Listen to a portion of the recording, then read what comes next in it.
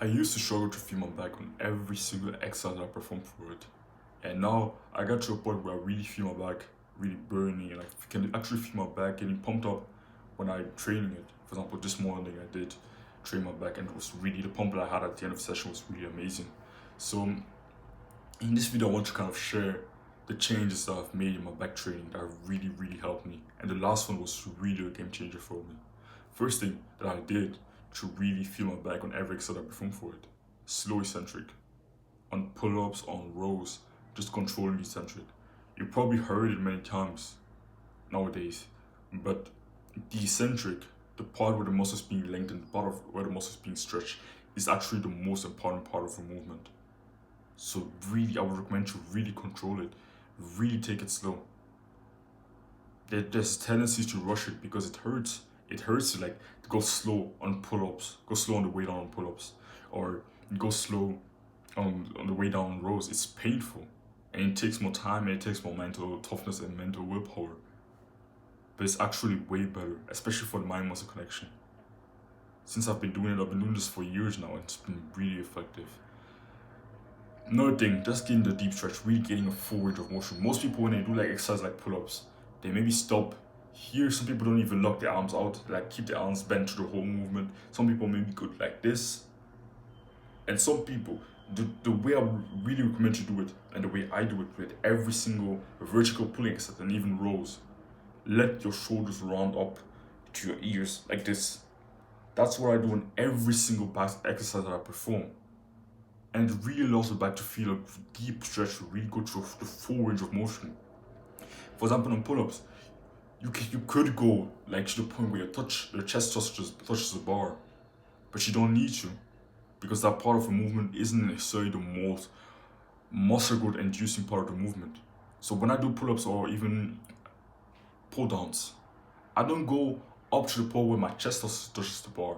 I go just over the bar with my chin. I just clear the bar with my chin. And then I really focus on the eccentric, on really going slow on the eccentric. And then pausing here. I don't pause up here. I pause down here. When my ears are literally, my shoulders are literally touching my ears. Because that's the part where the muscle is the most stretched. And also it's probably beneficial for muscle hypertrophy. But it's also a lot better for injury prevention. Can really be good to avoid injuries and it will make you weaker, honestly, because if you just bounce out of the hole and you go up instantly, it makes the exercise a lot easier because of the stretch reflex and all those things. But if you take that pause at the bottom, yes, it makes it harder, yes, it humbles you, but the mind muscle connection is also really, really good. And really also just spend a lot of time in that eccentric, which is the most important part of the movement. Second thing, I was talking about deep stretch, but also, for example, on rows, really let your back round. For example, let your shoulders come forward. Really let your back round to really stretch your back out. Really feel it in your upper back. For example, when I'm doing cable rows, cable rows with the cable in front of you, I really lean forward and really let my shoulders just come forward, and I really allow myself to really round my back. And some people might say it's dangerous. It's not. The point where I had the most lower back pain was when I avoided rounding my back as much as possible.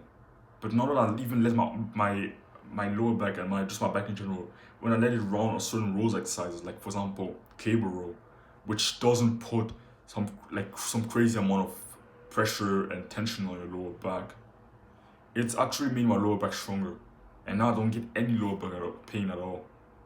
So really let your lower back on certain exercises, not on every single exercise. Like for example on bent over rows with a barbell, don't let your upper back round, but make sure your lower back is strict. That's an exercise. Or maybe T-bar rows. T-bar rows where you're kind of standing, not with the pad where you're standing. That's an exercise that I did today. I really make sure my lower back doesn't round, but I really let my upper back really round, and I let my shoulders really come forward to get that full stretch, to get that deep stretch. You need to really, I think, if you're stay upright and you do this motion here on rows. Yeah, it's pretty good, but you're missing out on that most important part, which is this stretch position here, where your shoulders really come forward and your back really tells apart. Like when I'm doing this on cable rows, bro, I really feel my back just being stretched, and the mind muscle connection is really amazing. Even today, I did this on T-bar rows. I really let my upper back really round and my shoulders really come forward and down with the weight. And it was just amazing. The pump that I had and the mind muscle connection that I had was just crazy. Like I remember, T-bar rows was also like the exercise that I did today. And afterwards, after the last set of T-bar rows, my back was pumped up like crazy. The pump that I had on my back was just crazy. I pretty much never had such a good pump as I did today. And yeah, it's probably because I really slowed down the eccentric, and I really allowed my back to really stretch out here at the bottom, and then I took a small pause at the bottom before pulling back up. Third dip. On rows, for example, bent over rows, where you're not assisted with like a back pad, where, for example, barbell bent over rows or T-bar rows, don't get your torso as low as possible. Get your torso as close to horizontal as possible, because it really allows you to get a deep stretch. A lot of people, when they're doing exercise like T-bar rows, they'll stay really, really upright, or even barbell bent over rows. They'll stay really, really upright. That's not what you want. If you really want to get that deep stretch and you really want to just feel that mind muscle connection in your back, I would actually recommend you to really get as close to horizontal as you can go. But don't go so low that when you're maybe, for example, on barbell bent over rows or T-bar rows, that the barbell, the plates touch the ground before you actually get a deep stretch. For example, today, as I did T-bar rows, I hinged back and really made sure my torso was as low as it could go. But I also made sure that when I was doing the movement, I was going down with the barbell on T-bar rows, that the plates, even in the deepest stretch, even when my back was really, my arms were locked out and my shoulders were really rounded forward like this, that the plates still weren't touching the ground. So I could really load that deep stretch. I could really load that eccentric. Because if the plates touch the ground before my arms I can even lock out my arms, or maybe before my shoulders can really come forward and I get that deep stretch in my back, then I'm missing out on a very important part of the movement. So get your torso as low as possible, but don't just bend over. Don't just go down with your chest and bend over or something like that, or round your back and go down like this. No, on exercises like maybe barbell bent over rows or T-bar rows, hinge. Take it, the RDL or good morning. Don't just when you're doing RDLs or good mornings, you don't just bend over. You basically push your hips back. That's basically the same thing you want to do when you're getting into a position to do like barbell bent over rows or T-bar rows. You don't just bend over, but you push your hips back, and instantly your torso will come down. That's way better because it gets you in a way stronger position to perform the movement, and it's way safer for your lower back, you could say. Fourth thing, big chest was pulling. When I'm doing pull-ups, I pull like this, so my back is rounded when I'm up there, when I'm in a stretch position. But then when I'm pulling maybe on pull downs, when I'm pulling the bar towards my chest or towards my chin, I really allow my back to really I just think big chest. I just think of having a big chest and really letting my chest really walk as if you were really proud, you could say. Even on rows, when I'm doing barbell or maybe T-bar rows today, when I was doing T-bar rows, when I was pulling, when I was down here, at the end of the eccentric, my back was rounded. But as I was pulling, I just thought to myself, big chest. Have a big chest, really open your chest up, open your tummy up, and be in this kind of proud position as I was pulling up. But then, as the weight goes down, I really allow my back to round, my shoulders to come forward. That's kind of the motion I go through. So I just always think big chest whilst pulling. And the fifth and last one, this one really helped me. It helped me a lot. I've been doing it recently, and this is the one that I really unlocked. the mind muscle connection when it came to back training for me. That really changed everything for me when it came to back training. Just using straps, even on back exercises. I've been using straps for almost a year now, but for the most part, I never really use it for back exercise. I always just use it for like RDLs, maybe shrugs because I can go really heavy on shrugs. Exercise like pull-ups or rows, I would never use it. Why? Because I thought to myself, yeah, my forearms are strong enough to actually hold myself. Like I don't, my forearms aren't the muscle that fail on exercise like pull-ups or rows. And that might have been true, but still, they when you use straps, since I've been using straps on pretty much every back exercise, it just takes my forearms out of the equation, and it really makes me really just focus my back, so I can really feel that muscle connection. Even on exercises where my forearms weren't necessarily the limiting factor, when I started using straps, I just started feeling my back like crazy. Before I started using straps, I was already doing all of the above, all the things that I told you before in this video, but still I wasn't feeling my back. I was pretty much never feeling my back on any exercise that I was doing for the back. But when I started using straps on pull-ups, on rows, it was a total game changer. And the mind muscle connection now is just amazing. Even on T-bar rows today, I used straps for it.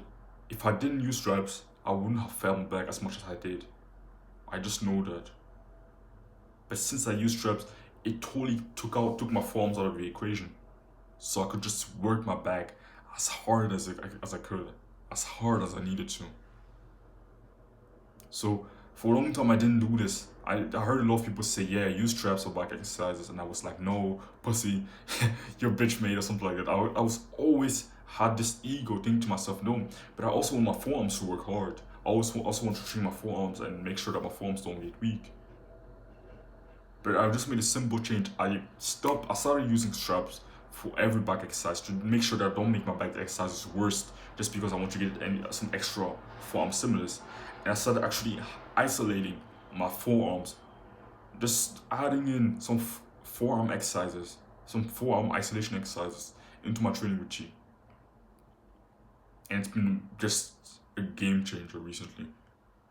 So don't have this ego. If you're not like a powerlifter, if you were a powerlifter, yeah, I would understand why you don't want to use straps every time. But if you're not a powerlifter, if your focus is just bodybuilding, I would greatly recommend you start using straps even for back exercises, even for exercises that seem to be very light, that seem like, yeah, my forearms won't fail on this. Still use straps on them, and then add in some exercise for your forearms to make sure your forearms really get big, because it's like better for your back gains and also for your forearm gains. Because it's way better to actually go and find an exercise that really trains your forearms really well. That allows you to get like a full stretch on your forearms. It allows you to really hammer your forearms and make sure they're really the muscle that are taken to failure. And then make sure you also isolate your back, and you're able to really train your back effectively. Don't go around making your back exercises worse just because you want to get some extra forearm stimulus. Just add in some isolation exercises for your forearms, and then use straps for exercise for your back and the exercise for your legs, for your hamstrings, for example, for RDLs or anything like that. For people that aren't using straps on RDLs, I don't get it. Either your hamstrings are extremely weak, or you're not even training them as hard as you could, even close. Because RDLs, you can go really fucking heavy because your hamstrings are so much stronger than your forearms. So if you aren't using straps on exercises like RDLs, what are you doing? You're going around making your hamstrings worse. Your hamstrings, you're limiting the gains, the progress that you can make with your hamstrings just because of your forearms. And it's sort of like straps are expensive or something like that. I got mine for like €8, so they aren't even expensive. Just go buy yourself some straps and start using them. If you're a total beginner and you just started going to the gym, yeah, you don't necessarily need them. Maybe start it off without using straps. But as you get more advanced, start using straps, especially for your back and your hamstrings. On exercises like RDLs, on exercises like pull-ups, on exercises like rows or pull downs. It's really, really important. It was honestly a game changer for me, and I really wish I started doing this earlier because my back would be even bigger now if I did. But I had this ego for so long, thinking to myself, yeah, I'm not a pussy. Yeah. If I start using straps for back exercises, my forearms become weak or something like that. No, just add in some exercises to isolate your forearms. Like, it gets me so worked up because I wasted so much time trying to look look cool and lift heavy weights in my bag without using straps. Because maybe someone would think, yeah, he has some strong forearms. No one gives a fuck. If you look cool and you have a weak back and you have weak forearms at the end of the day, what's the point then? So I really want to drill this into your head and make sure you actually don't make the same mistake that I did for so long. Like, I spent so much time thinking to myself, yeah, but I want to look cool. Yeah, but I'll look kind of weak. Like, even today, I was putting out kind of attaching my straps to the pull-down machine. And yeah, some guy looked at me and he was kind of looking at me, and I saw he was kind of curious. He was like, what is that? Like, he was kind of curious, and I just looked at him and I was like, these are straps. And it's not like, even if it starts thinking less of me, it doesn't even matter. If my back gets bigger, that's the important thing. That's what matters. Get a big bag, start using straps. Honestly, it was honestly a game changer. Before I started using straps for my back exercise, I was doing everything that I told you before in this video. I still wasn't feeling my back. Like, at all. On pull-ups, on rows, I wasn't feeling my back at all. And now I've been training since I started using straps just a month ago on back exercises. I started feeling my back like crazy on every single exercise I do for it. So really, I would greatly recommend you do so. That's why I'm so worked up, because it was an absolute game changer for me. So put your ego to the side, start using straps for your back exercises. Trust me, you will just see a total different. Like, if right now you may be you're still feeling your back really, really well, even without straps, I guess do what you want.